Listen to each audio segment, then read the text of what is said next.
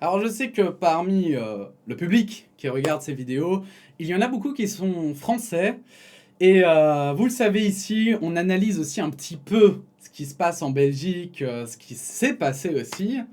Et il y a quelque chose qui a frappé la Belgique il y a à peu près une quinzaine d'années. Et c'est un peu son anniversaire, c'est il y a 15 ans pile, hein. Et justement, ils ont sorti un peu des articles dans toute la Belgique pour parler de ça. Et c'est hyper intéressant. Enfin voilà, ça mérite d'être discuté. C'est vraiment quelque chose d'important en Belgique. Donc, allons-y. Ça va être relativement compliqué, je crois.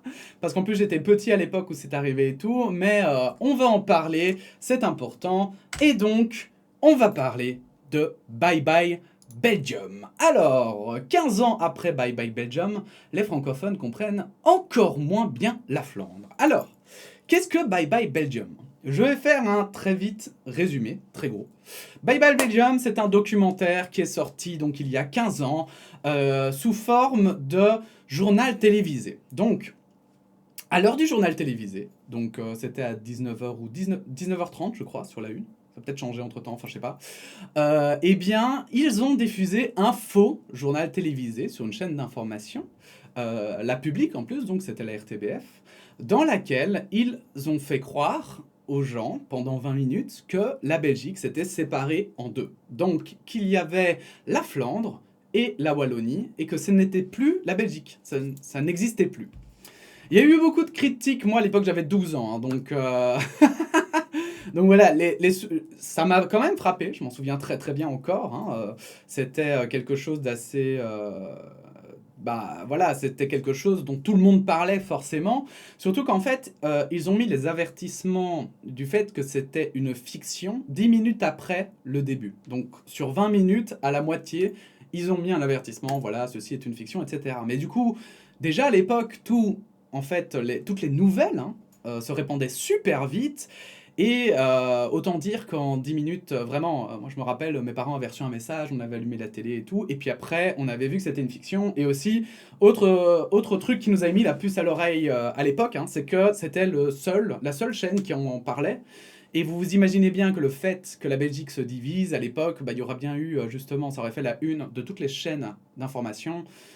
Or, ce n'était pas le cas. Donc, voilà un petit peu pour résumer.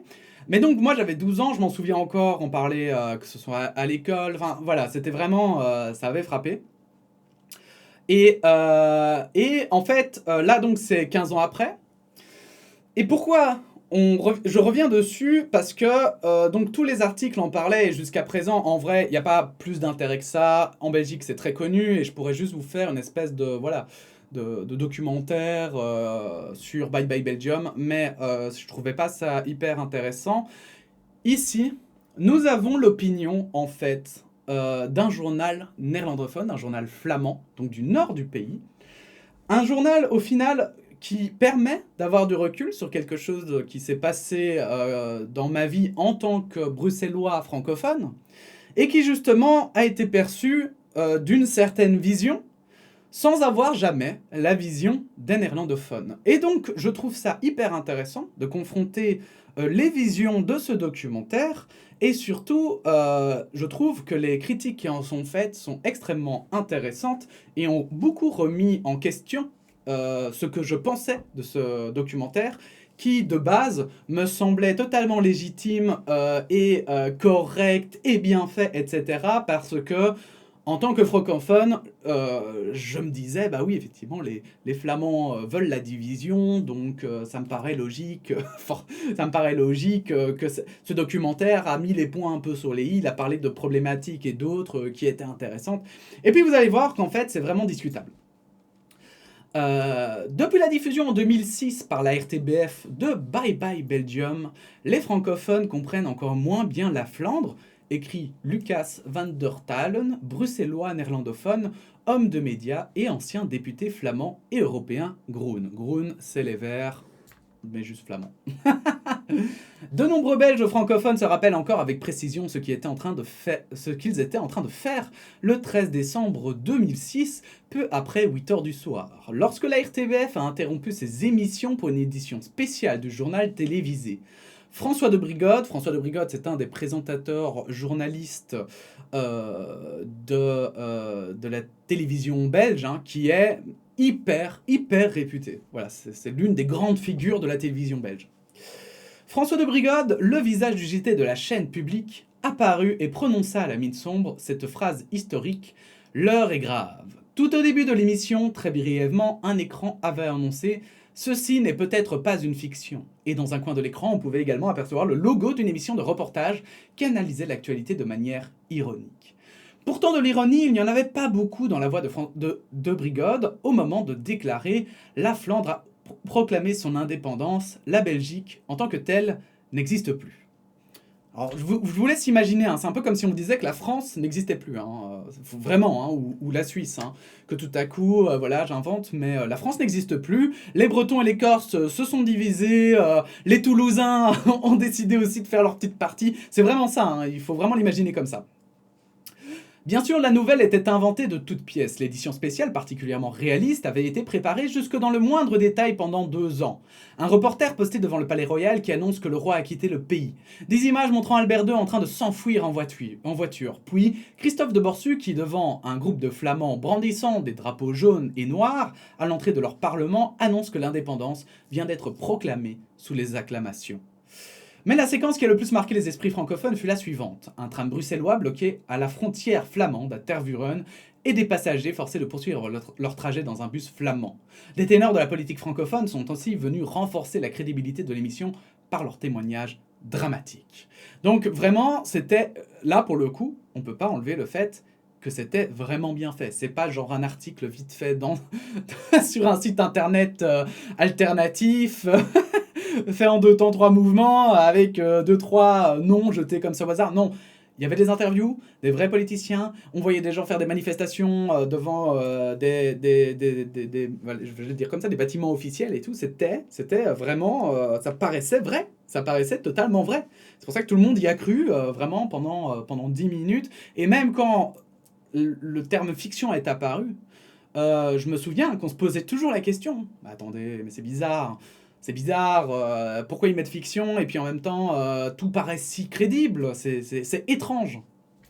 Une vague de panique. Pour les créateurs du concept, qui allait s'appeler Bye Bye Belgium, il était évident que les téléspectateurs comprenaient assez vite qu'il s'agissait d'une fiction.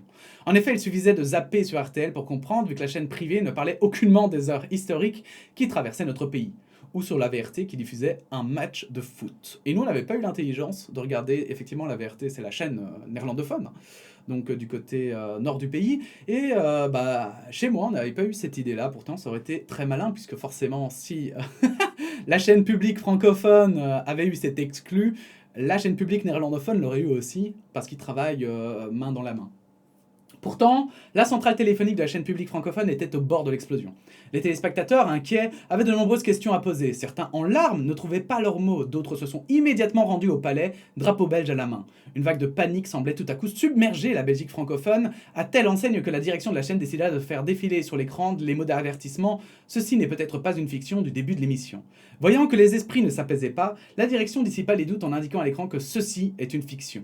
La direction s'imaginait alors que tout le monde comprendrait le canular, a fortiori lorsque De Brigode insinua qu'il s'agissait d'une fiction. Mais rien n'y fit, la Belgique francophone resta hypnotisée devant cette fake news monumentale. Et ouais, bah oui, forcément, alors moi de 12 ans... je vais me donner une excuse, j'avais 12 ans, putain. Non, mais en vrai, c'est vrai que c'était... je vous invite à... Je sais pas s'il est disponible, moi je l'avais cherché plusieurs fois. C'est la première fois que j'ai le vrai nom du documentaire. Mais je vous invite à aller le regarder. Pour l'époque, c'était vraiment surréaliste, mais surréaliste plausible. Vous voyez, c'est tellement fou, c'est tellement gros, que vous vous dites ça peut pas être inventé, en fait. Et ceci n'est peut-être pas une fiction, ça ne veut rien dire, en fait. Soyons clairs, quoi. Bref. Et puis surtout, en fait, je crois que ce qui a été le moteur, en fait, de cet élan de panique, c'est qu'en fait, à l'époque, il y avait quand même les GSM. on n'avait pas encore non plus internet, enfin je me rappelle c'était le début de Facebook et tout, mais bon. Euh, C'était surtout les SMS. Moi, je me souviens, mes parents, ils avaient reçu 4-5 messages d'amis qui disaient: ah putain, t'as vu, t'as regardé la télé, machin. Et en fait, c'est ça qui rend aussi la chose crédible. C'est que les gens en parlent, les gens en discutent. Et puis, c'est un peu comme ce qu'on a vu avec les attentats, hein. C'est que très vite, il y a des rumeurs qui circulent et très vite, il y a plein de fake news. Et en plus, à l'époque où on n'avait pas forcément l'accès à l'information comme aujourd'hui, c'est encore plus compliqué d'avoir de bonnes infos. Le lendemain, les réactions furent particulièrement acerbes. Les experts des médias ne comprenaient pas comment le service actualité de la RTBF avait pu se laisser abuser de la sorte. La presse étrangère consacra des articles à la possible séparation de la Belgique. Une chaîne de télévision américaine a même fait les gros titres sur la fin de notre pays pendant quelques temps. Quant au directeur de la télévision de la RTBF de l'époque, le français Yves Bigot, il a reconnu qu'un tel projet aurait été impensable dans son pays. Ah, chez moi, on n'aurait pas pu le faire, hein. Ah, chez moi, pas du tout. Mais chez vous, c'est bon, ok. Allez, ça passe. Pourtant, le réalisateur du reportage, Philippe Dutilleul, le père spirituel de l'expérience, a continué de défendre son idée. D'après lui, cette nouvelle forme d'écriture télévisuelle visait à susciter la réflexion sur l'avenir de notre pays. Et jusqu'à présent, j'avalais à 100% tout ça, hein. Enfin voilà, je veux le dire, je remettais pas ça en question parce que mine de rien, il y a quand même des réflexions qui se sont posées, on a pensé en termes légaux, législatifs et tout, ça a emmené plein de débats. Mais vous allez voir que c'est pas parce que ça amène des débats que c'est forcément intéressant, en fait. Et il y a quand même une perspective à mettre à ça.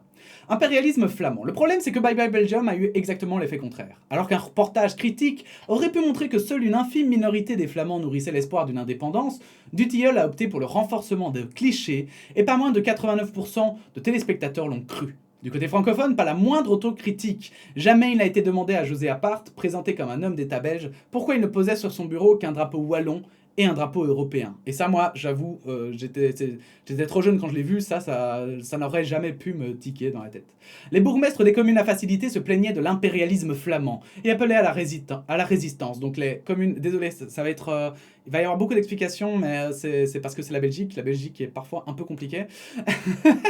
Les communes à facilité, ce sont des communes qui sont à la frontière entre la Flandre et la Wallonie et qui en fait, par exemple, se trouvent du côté flamand, mais ont une majorité de francophones.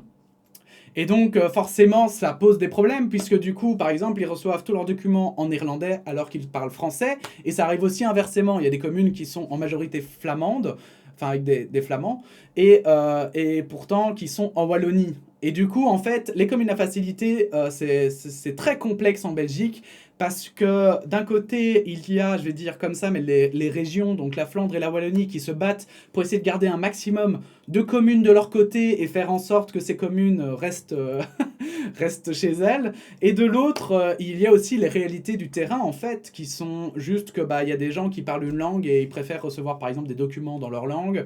Et il y a aussi, se tape, du coup, tout le conflit politique qui est autour, ceux qui veulent profiter de ces dissensions pour essayer de se faire élire, etc., etc. Donc c'est assez compliqué. Notamment en termes démocratiques, parce que du coup, forcément, vous imaginez bien que du coup, quand vous êtes francophone, vous allez plutôt avoir tendance à voter pour des élus francophones, mais du coup, ça dérange, par exemple, parce qu'il faut...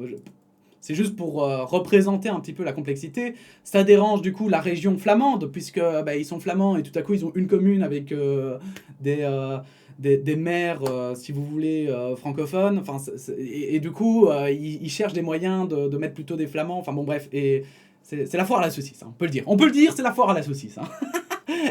Du côté flamand, seuls des nationalistes radicaux comme Philippe de Winter avaient été mis en scène. Philippe de Winter, c'est le Vlaams Bloc, hein. Vlaams Belang, donc l'extrême droite. De nuances, il n'en fut jamais question dans le reportage.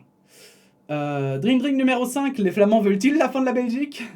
Pas après la diffusion, Dutilleul déclara dans un journal flamand: vous ne comprenez pas que la Flandre ne va pas bien. Ce n'est quand même pas pour rien que le Vlaams Bloc récolte autant de voix.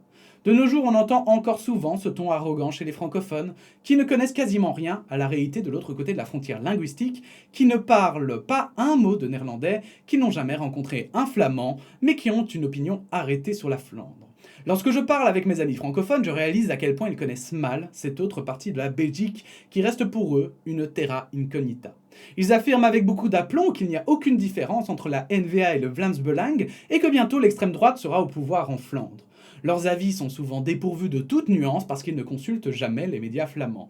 Et c'est là l'occasion, ici nous lisons Dardar, Dardar qui est un journal francophone mais qui traduit justement des articles néerlandophones et du coup merci Dardar évidemment, ça nous permet d'avoir des perspectives et effectivement je ne peux pas, c'est la réalité. C'est la réalité. Les francophones, on a beaucoup d'a priori sur les flamands et ça peut être très compliqué et très handicapant. Parce que du coup, c'est un peu le serpent qui se mord la queue en fait. Plus on va avoir d'a priori sur les flamands et plus les flamands vont rentrer dans ces a priori parce qu'ils vont avoir... Allez, j'invente, mais imaginez que moi je vous vois comme des gens racistes. Tous. D'accord? Sans exception. Et que j'arrête pas de vous le répéter. Et que j'arrête pas de vous dire ah oui mais c'est vrai que toi t'aimes pas trop... il y a un moment donné vous allez dire oh, putain mais quel connard. Du coup je vais arrêter de lui causer ou alors je vais le laisser dans son coin et tout. Mais alors du coup moi plus on va me laisser dans mon coin plus je vais me dire bah ouais mais non c'est normal c'est parce qu'ils sont racistes. Parce que je suis belge voilà. Et en fait c'est vraiment ça c'est le fameux biais une sorte de biais, je pense qu'on peut dire ça. Et qui fait que ça renforce chacun dans son idée et ça les éloigne de plus en plus. Et il faut vraiment sortir de ces a priori et bien avoir conscience que, non, évidemment, que tous les Flamands ne sont pas des racistes anti-francophones et tous les francophones ne sont pas des flemmards qui veulent profiter des allocations, par exemple. Voilà. Et sympathiques. J'ai rencontré des francophones qui n'étaient pas sympas. Et j'ai rencontré les Flamands sympas. Merde, vous savez. Et donc voilà, c'est encore plus prononcé en Belgique, je crois, qu'en France, parce qu'en France, tout le monde parle la même langue. Mais on peut un peu comparer, je crois, ça avec la France, par exemple, et la Guadeloupe, en fait, vraiment. Et je crois qu'il faut vraiment se rendre compte qu'en plus, ici, c'est vraiment une langue différente. Et alors, c'est cool, parce que du coup, ça dépayse complètement quand on va en Flandre. Mais d'un autre côté, pour gérer un pays avec deux communautés différentes, ça peut être compliqué. Ce qu'ils prétendent savoir de la Flandre ne provient que de sources francophones. Ce qu'ils prétendent savoir de la Flandre ne provient que de sources francophones. Et lorsque je parle de la difficulté d'être traité en néerlandais dans les hôpitaux bruxellois et de l'humiliation que l'on ressent lorsqu'on se fait interpeller par un agent de police monolingue, ils me rient au nez en me traitant de flamingant. Par contre, ils trouvent tout à fait normal de ne pas parler néerlandais quand ils vont en Flandre. Bien entendu, à l'inverse, peu de Flamands savent ce qu'il se passe en Wallonie. Dans un petit pays comme le nôtre, les médias devraient continuer à mieux faire connaître l'autre communauté. Contrairement à ce qu'a fait Bye Bye Belgium. Cette nouvelle forme d'écriture au télévisuel n'aura fait que renforcer des stéréotypes qui ont la vie dure. Ce fut d'ailleurs le seul mérite de l'émission. Elle a parfaitement dépeint l'image que de nombreux francophones se faisaient de la Flandre. Et 15 ans plus tard, rien n'a changé. Cette incompréhension persistante peut remercier Bye Bye Belgium. Et je trouve que en fait, justement, même si, voilà, en fait, je vais être totalement transparent. Quand je lis ça, je me sens un peu agressé. Parce que je me dis, mais putain, ouais, ok, c'est vrai. C'est vrai qu'il se plaint qu'être néerlandais à Bruxelles, c'est compliqué, machin, alors qu'on est beaucoup plus de francophones et tout. Et d'un autre côté, justement, j'ai pris un peu de recul, en fait, sur ce qu'il disait. Et je me dis, mais en fait, c'est vrai. C'est vrai que je comprends, en fait, que ça le fasse complètement chier. Parce que, en fait, il n'y a pas de raison qui font que, alors que la capitale est censée être bilingue, personne ne l'est. Il n'y a pas de raison qui fait que, effectivement, alors, moi je connais pas, moi personnellement, ça me paraît logique. Quand je vais en Flandre, j'essaye de parler néerlandais personnellement. Voilà, j'y suis allé et j'ai essayé de parler néerlandais. C'est plutôt les néerlandophones qui, à un moment donné, en ont marre parce qu'ils savent qu'on maîtrise pas bien le néerlandais et passent au français.